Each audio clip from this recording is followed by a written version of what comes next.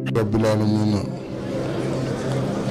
والصلاة والسلام على أشرف المستقيم. أعوذ بالله من الشيطان الرجيم. بسم الله الرحمن الرحيم. الحمد لله الذي أنزل على عبده الكتاب ولم يجعل له عوجا قيما لينذر بأسا شديدا من لدنه ويبشر المؤمنين الذين يعملون الصالحات أن لهم أجرا حسنا. ci rajaatu mu dolli ci ne sëriñ bi ca Gabon ci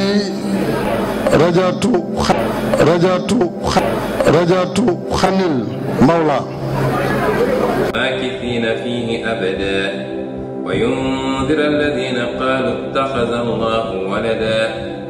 ñaanoon na boromam mu gaawalal ko ak dellu ceem ci Tuuba ilallahi ila Tuuba yaxudni wa salliman sëriñ bi moo ko bindal boppam